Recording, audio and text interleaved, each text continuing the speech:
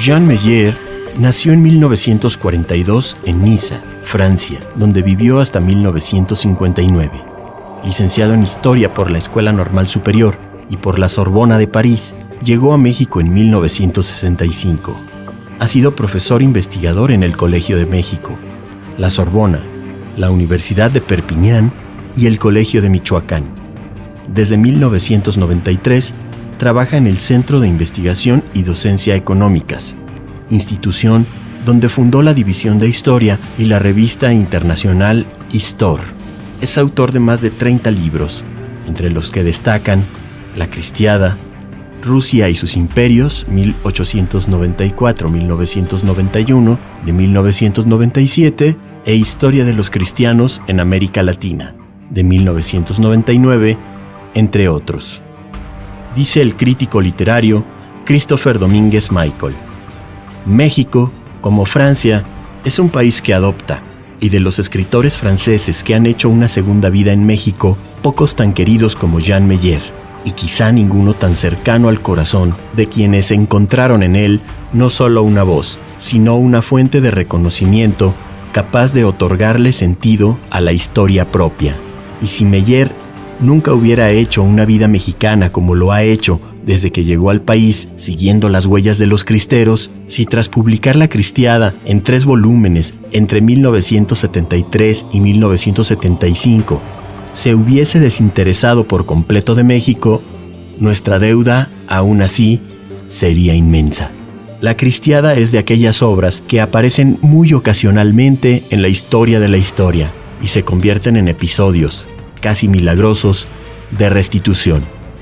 Meyer recuperó el origen, el fragor y las consecuencias de una guerra civil que entre 1926 y 1933, con una tregua de 3 años que solo sirvió para desarmar a quienes se habían rendido obedeciendo una orden que no podía desobedecerse sin incurrir en herejía, costó la vida de 250,000 personas, de las cuales 90,000 eran soldados de ambos bandos. Todo eso está en La Cristiada, obra maestra de la historiografía del siglo XX. Uno de esos libros que modifican el registro moral, alteran la secuencia de los hechos y obligan a una cultura entera a releer y a reescribir.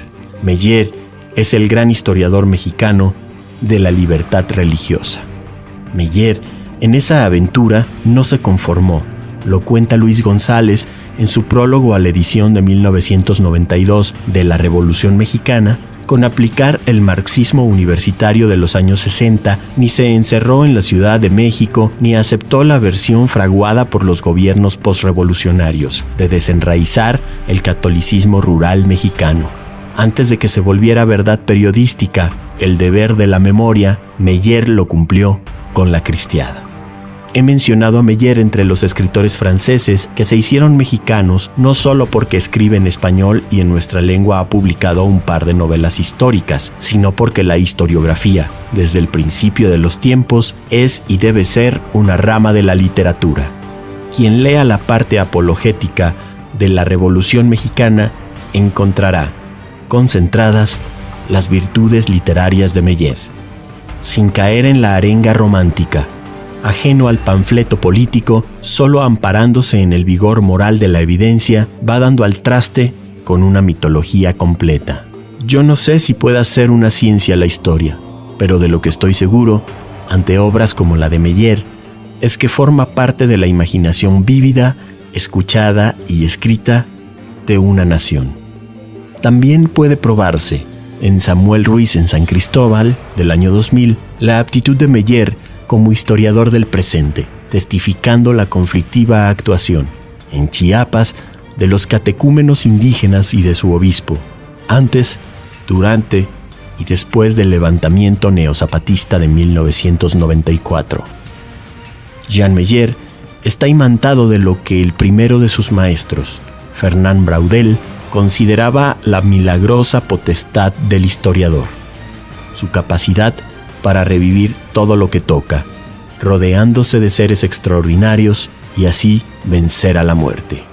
Por su parte, dice Jean Meyer: a la distancia, en lugar de ver claramente qué camino tomé y por qué, me pierdo. Por lo tanto, no me es fácil dar una respuesta clara. ¿Vocación de historiador? Mi padre era maestro de historia y geografía porque en Francia, durante la secundaria y la prepa, no se separan las dos materias. Mi padre era un excelente maestro, adoraba su oficio, pero en Francia como en México la enseñanza de la historia en la escuela es bastante lamentable, muy aburrida, una materia de la que los muchachos huyen. Y mi padre, tan enamorado de su oficio, le pidió permiso al director para tenerme en su salón, de tal manera que mi padre me enseñó a amar la historia y la geografía. Pero al terminar la prepa, con el pase automático a la universidad, yo no tenía ninguna vocación clara. Por inercia me fui a letras y cuando me especialicé, lo hice sin pensarlo en historia. Mi padre me montó sobre un riel del cual nunca me bajé. Después, la formación me obligó a entrar a la Normal Superior. Allí fui de la generación de Régis Debray, Etienne Balibar y Nico Poulantzas. Fuimos compañeros de manifestación contra la guerra de Argelia. Después, cursé la licenciatura en la Sorbona. Soy un historiador surgido de una camada de compañeros filósofos, algunos de los cuales después fueron psicoanalistas, como François Lebovitz. Y hubo entonces un antagonismo, en el buen sentido griego de la palabra. El muchacho provinciano frente a sus compañeros parisinos, algunos como Régis Debray de Alcurnia, todos marxistas, militantes ya del Partido Comunista, que me atacaban amistosamente retándome. Te exijo que me inventaríes tu concepto de Dios. Yo era católico, tranquilamente católico, de familia católica de muchas generaciones, y sabemos lo de las muchas generaciones por un hecho muy feo. Alsacia fue anexada por Hitler en 1940 y mi abuelo paterno, que se llamaba también Joseph Meyer, tuvo que justificar limpieza de sangre. Cuenta de sí mismo Jean Meyer y continúa. La Normal Superior fue muy importante por ponerme en contacto con el mundo de la militancia política. Era yo un buen estudiante, pero realmente lo que me apasionaba era la famosa Cinémathèque de Henri Langlois. Tengo recuerdos fabulosos. A la Cinemateca venía Godard, venía el viejo Joris Ivens a presentar sus documentales sobre la guerra de España, vino von Sternberg a presentarnos El Ángel Azul con Marlene Dietrich. El cine era lo que me fascinaba. Entré realmente a la historia a la hora del doctorado. Yo iba a hacer una tesis sobre la historia de Estados Unidos, pero entonces se presentó un accidente. El primer vuelo charter de la historia. Lo recuerdo muy bien. En el pasillo de la Sorbona vimos un cartel que decía París, Nueva York, ida y vuelta, 500 francos. Eso era mi beca de un mes, o sea, baratísimo. Con un compañero del partido decidimos ir a Cuba, pasando por México, donde duramos 3 meses dando la vuelta como turistas mochileros. México me sedujo. En un seminario había un jesuita mexicano, el padre López Moctezuma, que me dijo: mire, está muy bien Zapata, pero si usted quiere trabajar un capítulo virgen de la historia de la Revolución Mexicana, ahí está la Cristiada. Yo ni había oído la palabra cristiada, pero este hombre me convenció. Fue otro accidente. Y pude llegar a México en excelentes condiciones, como profesor visitante en el Colegio de México, donde duré 4 o 5 años, los de mi trabajo de campo. Me topé con el problema de que tanto la iglesia como el Estado tenían cerrados los archivos. El tema no se trabajaba. Yo tenía 23 años, era joven y estaba enojado. Malvados arzobispos, malvados políticos, malvados generales. Tengo una carta de la Secretaría de la Defensa en que se me dice, muy cortésmente, que por desgracia no hallaron absolutamente nada sobre la Cristiada. Actualmente ya está abierto ese archivo. Es estupendo, un galerón más grande que mi casa. He querido ser un historiador que intenta crear puentes entre la tierra y el cielo. La Cristiada es la entrada de México al siglo XX. De repente concentran a toda la población de los Altos de Jalisco en 5 pueblos grandes o ciudades, en Arandas, en Ocotlán, en León. Es invierno. De un día para otro la gente sale a pie, cargando lo que puede. Bebés, viejitos, cae aguanieve, hay campamentos improvisados y de pronto se sueltan las viruelas. ¿Cuántas personas mueren en ese momento? No lo sabemos, pero el general Garfias, que fue director del archivo histórico antes de ser rector de la Universidad de las Tres Armas, calculó la cifra de 250,000 vidas. Además, la Cristiada y su represión asoló a todo el Bajío, todo el centro-occidente de México. A la hora de escribir mi libro, sobre el apoyo de los católicos norteamericanos a los católicos mexicanos, que se llama La Cruzada por México, en 2008, me encontré con el dato de que 1,5 millones de mexicanos tomaron el camino del exilio entre 1926 y 1929, huyendo de una devastación que fue mayor en el campo que en la ciudad, porque había 2 Méxicos. En la ciudad, ante las misas clandestinas, cae la policía, arrestan al sacerdote y a las señoras, incluso si es la esposa del general Amaro, pero la sueltan y no fusilan al sacerdote. En el campo se fusilaba sencillamente porque alguien había puesto un listón negro a la entrada de su casa.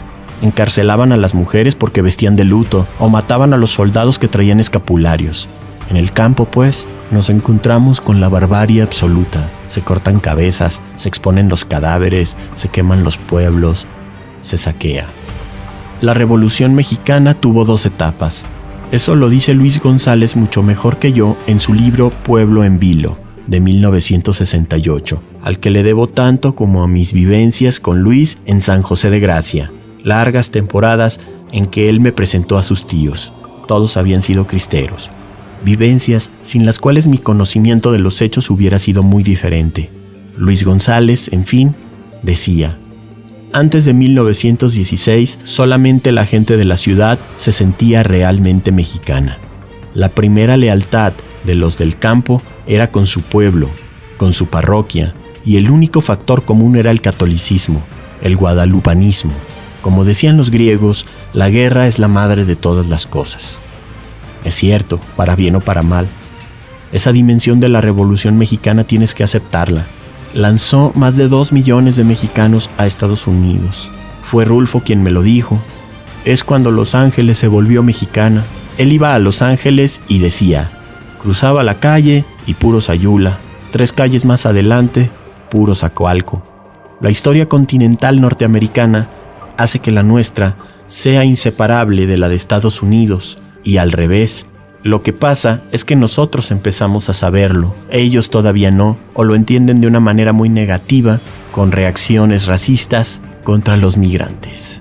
Así, el Centro Universitario de los Lagos de la Universidad de Guadalajara tiene el honor de entregar el galardón Carlos Terrés al mérito en las humanidades y las ciencias sociales al doctor Jean Meyer, el historiador que crea puentes entre la tierra y el cielo.